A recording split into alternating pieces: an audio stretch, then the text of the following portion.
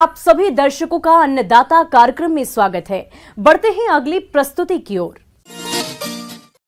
किसान भाइयों, आज बढ़ती बेरोजगारी को देखते हुए ये जरूरी है कि बदलते समय की मांग के अनुसार व्यवसायों को अपनाया जाए, तभी अच्छी आमदनी मिलेगी। अगर रंगीन मछलियों के पालन की बात करें तो ये व्यवसाय आज अच्छी आय का जरिया बनता जा रहा है। अगर आप भी रंगीन मछलियों का पालन करना चाहते हैं तो इसकी शुरुआत आप कैसे करें, इस बारे में जानकारी दे रहे हैं डॉक्टर मुकेश कुमार।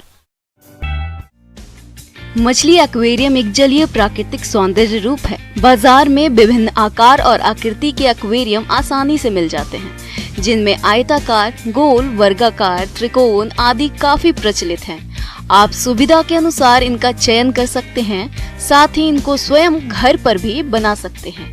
एक्वेरियम तैयार कर अनुकूलित करने के बाद उसमें विभिन्न प्रकार की रंग बिरंगी मछलियाँ पाली जाती है।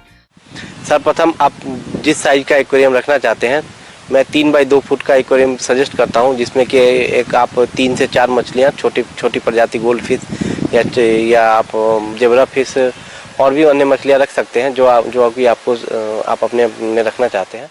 रंगीन मछलियों के अनेक प्रजातियां हैं, पर इन्हें एक्वेरियम में एक साथ रखने के पहले जानना आवश्यक है कि ये एक दूसरे को हानि तो नहीं पहुंचाएगी। छोटी आकार की मछलियां रखना एक्वेरियम के लिए ज्यादा बेहतर माना जाता है, जिनमें शिशुजनक मछली जैसे गप्पी, शर्ड, टेल, प्लेटी, मौली आदि और अंडजनक मछली जैसे गौरामी, गोल्डफिश, एंजल, डॉलरफिश, पुंटियस आदि को पाल सकते हैं। आमतौर पर 2 से 5 सेंटीमीटर औसतन आकार की 50 मछलियां प्रति वर्ग मीटर जल में रखना ज्यादा बेहतर माना गया है। एक्वेरियम को खरीदने के बाद उसे सजाने से पहले अच्छी तरह से साफ पानी से धो लें। इसके बाद साफ बालू की परत बिछा दें और उसके ऊपर छोटे छोटे रंगीन पत्थर की एक परत को बिछा दें। पत्थर बिछाने के बाद थर्मोस्टेट, एरेटर और फिल्टर को लगा दें।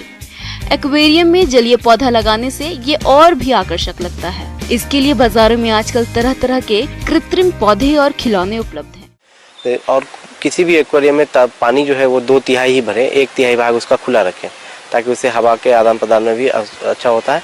और गर्मियों में तो हमें तापमान, वातावरण के अनुकूल जो पानी का तापक्रम रहता है उसको तो मेंटेन करने की आवश्यकता नहीं रहती है, लेकिन विंटर के सीजन में हमें तापक्रम को अनुकूलित करने के लिए हमें थर्मोमीटर का या रियोस्टेट की आवश्यकता पड़ती है। एक्वेरियम में भरा जाने वाला पानी क्लोरीन मुक्त होना चाहिए, इसलिए यदि नल का पानी हो तो उसे कम से कम 1 दिन संग्रह कर छोड़ देना चाहिए और फिर उस पानी को एक्वेरियम में भरना चाहिए। मछलियों का प्राकृतिक आहार प्लक्व है, परंतु एक्वेरियम में मुख्यतः कृत्रिम आहार का प्रयोग किया जाता है।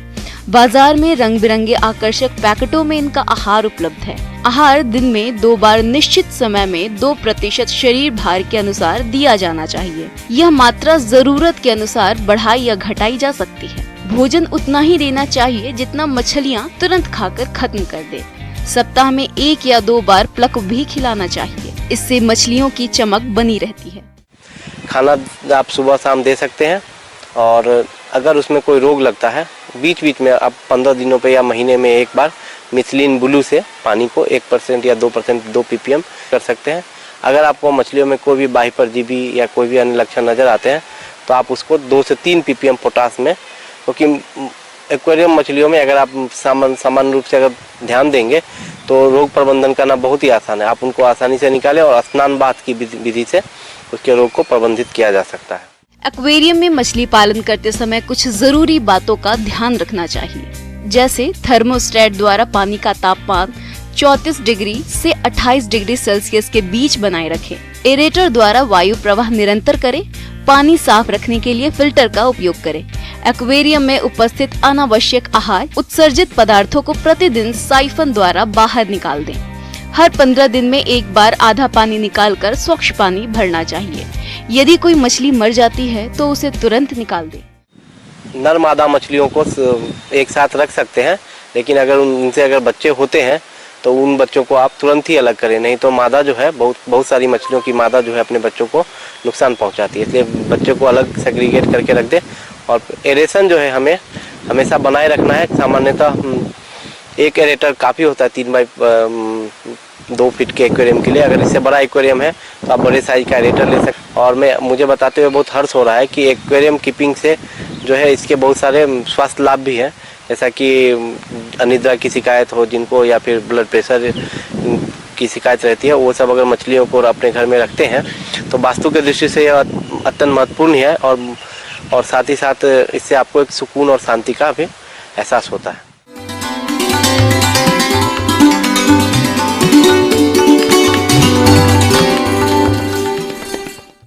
अन्नदाता हेल्पलाइन निशुल्क फोन संपर्क सेवा के माध्यम से आपके द्वारा पूछे गए प्रश्नों में से 1 या 2 महत्वपूर्ण प्रश्न को हम अपने कार्यक्रम में शामिल करते हैं। और इसी के तहत आज किसान का सवाल और उसका जवाब कुछ इस प्रकार है। आज के अन्नदाता हेल्पलाइन में जिस प्रश्न को कार्यक्रम में शामिल किया गया है उसे पूछा है ग्राम अमरपुरा, जिला कोटा के किसान रघुनंदन प्रसाद ने। आप कृषि आदान खरीदते समय बरती जाने वाली सावधानियों पर जानकारी चाहते हैं, तो रघुनंदन प्रसाद जी आपकी जानकारी के लिए प्रस्तुत है कार्यक्रम का यह अंश।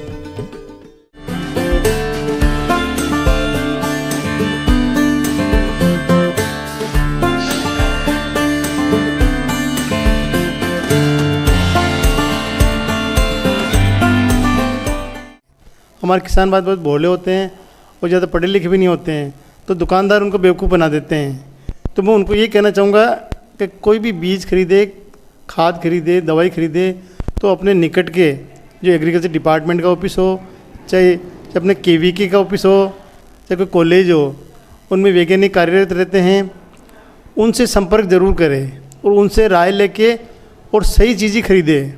क्योंकि कई चीज़ें होती है जो बैन करी हुई होती है, उनको उपयोग नहीं करना चाहिए, लेकिन मार्केट में उपलब्ध हो जाती है और वो परचेज कर लेते हैं।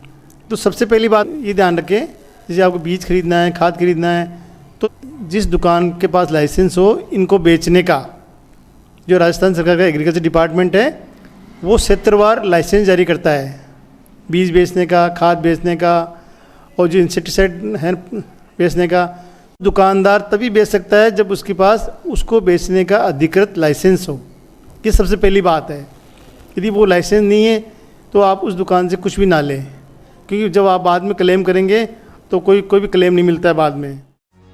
किसान भाइयों, बीजों को खरीदने से पहले यह सुनिश्चित कर ले कि आपको किस फसल की कितने क्षेत्र में खेती करनी है, उसी के अनुरूप आप बीज की खरीदारी करें। अनावश्यक और अत्यधिक मात्रा में बीज की खरीदारी नहीं करें। यदि आपको बीज उत्पादन करना है तो आधार बीज हेतु प्रजनक बीज की आवश्यकता पड़ेगी। उसी तरह यदि प्रमाणित बीज का उत्पादन करना है तो आधार बीज की आवश्यकता पड़ेगी।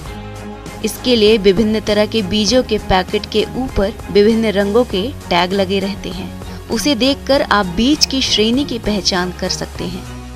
जैसे आधार बीज के लिए सफेद टैग का प्रयोग किया जाता है, उसी तरह प्रमाणित बीज के लिए नीले रंग के टैग का प्रयोग किया जाता है और प्रजनक बीज के लिए सुनहरा पीले रंग के टैग का प्रयोग किया जाता है।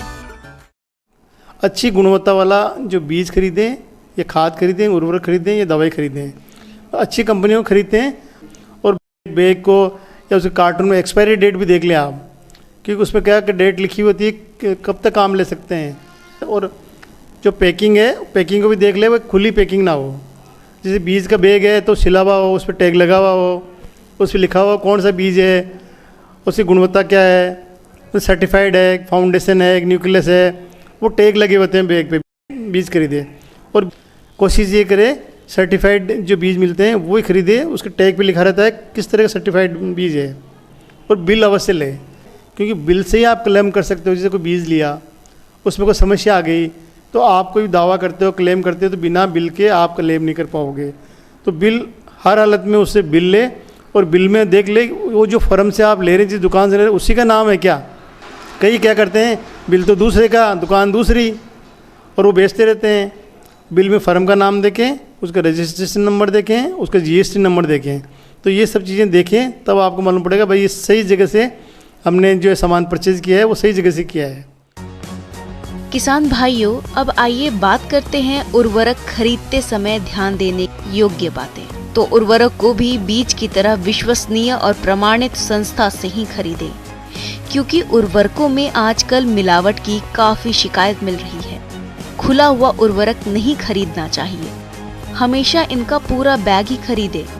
साथ ही यह भी देख लें कि बैग कहीं से कटा फटा तो नहीं है या कहीं हाथ से सिलाई तो नहीं की गई। इसके अलावा यह भी देख लेना जरूरी है कि उर्वरक के बैग में ढेले तो नहीं बन गए हैं। ऐसे उर्वरकों को नहीं खरीदना चाहिए क्योंकि इनकी क्वालिटी खराब हो जाती है। किसान भाइयों, अब आइए बात करते हैं रसायन खरीदते समय ध्यान रखने योग्य बातें। तो इनको भी बीज और उर्वरक की तरह किसी विश्वसनीय संस्था से ही खरीदें और खरीदते समय इनके उपयोग की अंतिम तिथि जरूर देख लें। इनके डिब्बे किसी प्रकार से क्षतिग्रस्त नहीं होने चाहिए और रसाब युक्त रसायन के डिब्बों को भी नहीं खरीदना चाहिए। डिब्बों की सील टूटी हुई नहीं होनी चाहिए। ध्यान रखें, बीज, उर्वरक और रसायन खरीदते समय दुकानदार से पक्की रसीद लेना ना भूलें, जिस पर खरीद का दिनांक, खरीद की गई वस्तु का नाम, मूल्य, बेच नंबर और उपयोग की अंतिम तिथि आदि सभी सूचना रसीद पर लिखी हुई होनी चाहिए। किसान भाइयों, बताई गई इन सभी बातों को ध्यान में रखकर यदि आप बीज, उर्वरक और रसायनों को खरीदते हैं तो आप धोखा और नुकसान से बच सकते हैं। साथ ही आप इन कृषि अदानों के प्रयोग से आने वाले समय में अधिक उपज प्राप्त कर लाभ कमा सकते हैं।